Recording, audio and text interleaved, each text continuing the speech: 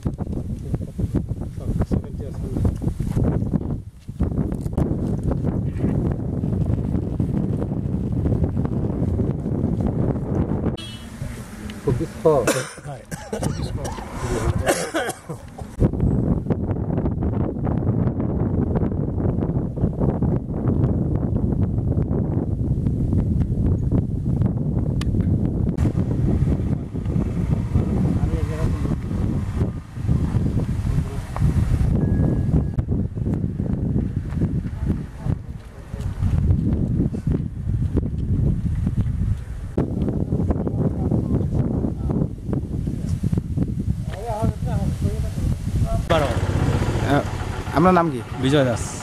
কোপা লৈ আনিছিল? সেইটো মানে পাৰ্মিট কৰিবৰ কাৰণে আনি আছিলোঁ।